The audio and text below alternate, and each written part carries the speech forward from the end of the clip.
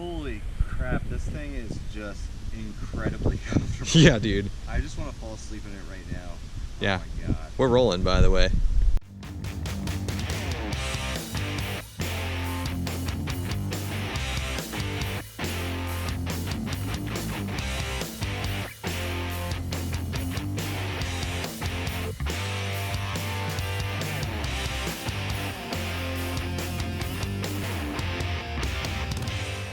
So today is the day. It finally came. The day I've been waiting for since mid-January. I got in on the Dutchware Chameleon Kickstarter, and it finally came. So today we're going to do a quick unboxing. We're going to weigh it all, go through it, and then I'm going to take it out on a trip or two, spend some nights with it, and then I'll give the initial review, but that'll be in a couple weeks. But today, let's unbox it. Alright, so the first thing we got was Dutch's new Dyneema tree straps. Both of them with the beetle buckle suspension in there.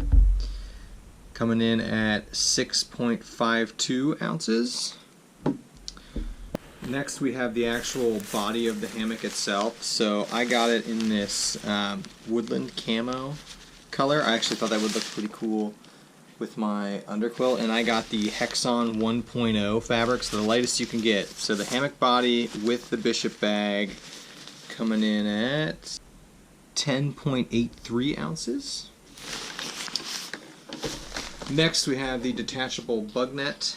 I got the bug-free version of this hammock. I love bug nets. The bug net comes in at 4.29 ounces. So, because I love my Warbonnet Blackbird shelf so much, I got the Peak Loft. So, the Peak Loft body, and we'll take it out of the zip holder. The Peak Loft body, Peak Shelf, comes in at 0.96 ounces. And then, lastly, I did get two carabiners. I didn't get Dutch clips. So the carabiners come in at 1.50 ounces right on the nose. And then because the Peak Shelf or Peak Loft, there is some additional cordage that comes with that to set it up. That is 0.71 ounces. So I'll throw the whole weight of the setup up there on the screen. It's definitely lighter than the Blackbird, even with the Peak Shelf, so that's a good plus. So we got it all, we got it weighed. We're going to check back in a couple weeks with this video. I'm going to go set it up here in the gear loft and tinker around with it, and then I'm going to go out in the woods and set it up. And I'm going to sleep in it in a couple nights, and I'll probably take it backpacking, probably on just an overnight trip. Just to get a feel for it, and then I'll kind of come back with my initial thoughts on it. And then later, after I've used it more, I'm going to pit it up against my Warbonnet Blackbird and see which one I like better. So stay tuned. Alright, so I just took this out for a couple nights down in Wayne National Forest, and I did sleep in it up in the gear loft a couple times. So I'm ready to give my initial thoughts on the Dutchware Chameleon. And overall, they're pretty good. But first, let's kind of go through some of the features of this hammock. So obviously the big thing that's really special about this is you have the ability to switch the lay direction. So you can see right now it is set up for a head left lay, kind of like this channel. But as you can see down here, the tie outs are on D-rings, and there's D-rings here, and there's also D-rings here, and there are D-rings in the same point on each side. So what you can do is you can flip the tie outs around, and then what you have to do is flip the bug net 180 degrees, and you can switch so you'd have a head right lay. So that's the really like famous thing about this hammock, is kind of how unique and the ability to customize which side you're going to lay on. Now, I will say, when I first bought this hammock, that was one things that I was really excited about, But after using it several times, I never found myself having to actually change the lay direction. Now, it's certainly a good option to have, but it was one of those things with this hammock where I thought it would be like this huge epic thing, and it is, but I never found myself having to change lay directions because I would always set it up in the way I wanted to. But it's nice to have that option. So another, if we're still working on the outside of this hammock, another unique thing is it's got a series of pack hooks that run around the perimeter, and you can loop your shock corded underquilt through that.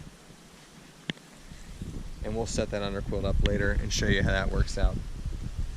So this is the Hexon 1.0 material, and you can see it's like a grid woven pattern, and this is the woodland camo color, and this comes in I think 5 or 6 different colors. And there's a Hexon 1.0, a Hexon 1.6, and a Hexon 2.4, and they all have different weight capacities and different stretchiness. So this is the stretchiest you can get, but it's still like, it's not like terribly stretchy. All right, I'll just edit this around. So one thing that's cool about this hammock is there's a lot of accessories you can get for it. So one that I have is I have the peak shelf. So you can see that in there. It actually comes out and it connects to the continuous loop right here, and then connects on your ridge line, so you can stretch it out, get it up out of the way. It also has shock cord tie outs on the side, so you can tighten this, tighten both sides of it. It's kind of cool. So coming from a war bonnet blackbird background, I needed some sort of additional accessory to store stuff, and this thing works really well. So well, I briefly considered putting one on both ends of the hammock. I don't think I'm going to do that. It only weighs an ounce too, so it's made out of the same stuff the bug net's made out of. But that was one accessory that I knew for a fact I needed to buy. There's also a ridgeline holder, a ridgeline water bottle holder, and a thing that kind of ties out on the side like a little pouch. So there's a bunch of accessories for it, which is cool. So one thing, you know, the Blackbird XLC, it's got the big shelf on the side here, which is awesome, but since this doesn't have the shelf on the side, it's just, in my opinion, it's really roomy. It's a lot wider for me. I'm not getting as much of a calf ridge pressure on my calf ridge, or my calves, that I normally get a little bit more on the Blackbird XLC. I mean, that could be user error. The fabric is just super stretchy. It feels a little bit more comfortable than the Blackbird fabric. These zippers are just so easy to use, and they're on both sides. So if I had to enter and exit on either side, it's easily possible, easy to get in and out of. The peak loft bag, I got my flip-flops in there. I can reach around and grab them just fine. I can adjust the peak loft bag right here, which is super convenient. Not quite as nice as the shelf on the Blackbird, but still works pretty nicely. The great thing is, as I'm laying in here, I've got the underquilt on it right now, and I don't have to grab the underquilt to adjust it. The underquilt attachments are holding it in place perfectly. Even if I move around or go side to side, underquilt just stays solid in place. So yeah, my initial impressions of laying in it is it's a very comfortable, roomy hammock, and this fabric is just super comfortable. All right, so Andy was talking about how that underquilt stays in place in there, and this is how it works. So you can attach these pack hooks to the underquilt.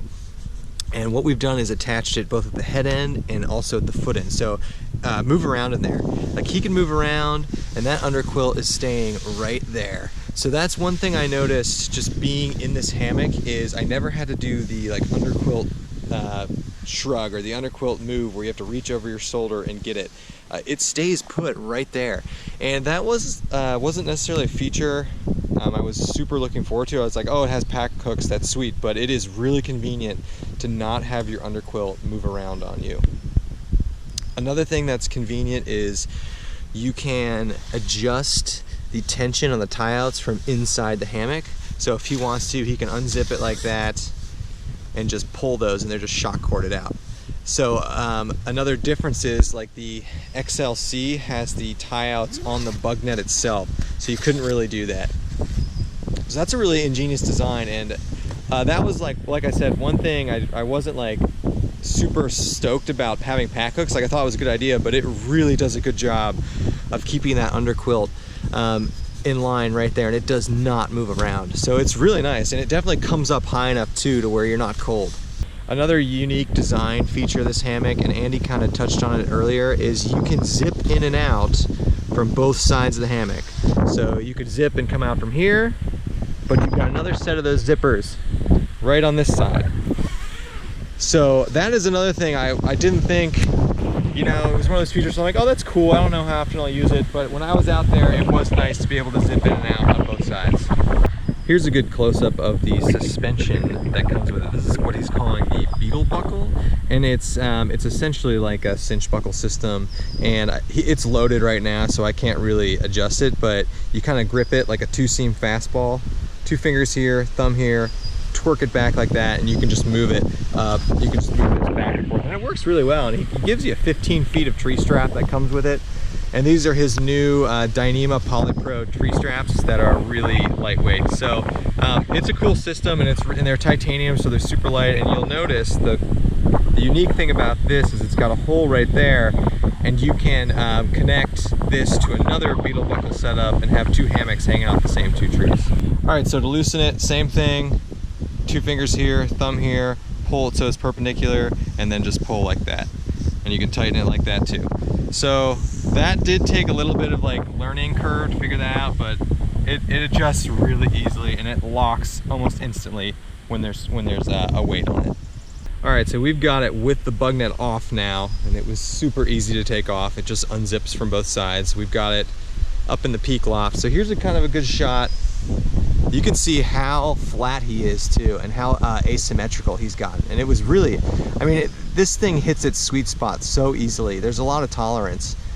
But yeah, there it is without the bug net. It's pretty nice. If you didn't carry the bug net in, this thing would get even lighter too. So there you have it, everybody. That's kind of an overview of the various features of this hammock, kind of what we like about it. You know, we just got this, so I'm definitely gonna keep using this throughout this entire summer and kind of see where it goes from there. This is definitely like one of the most hyped hammocks that has ever existed. And you know, it's interesting, like I said, there's a lot of things I thought I'd really like that didn't end up being a huge deal to me, like being able to move the tie outs around and stuff like that. I never ended up doing that while I was backpacking, but then there were things that I didn't think would be a huge deal, like the pack hooks, that ended up like being a really, really good lifesaver, and really things I liked about it. So that's the Dutchware Chameleon. It actually goes on sale this week, so if you're interested, pick one up.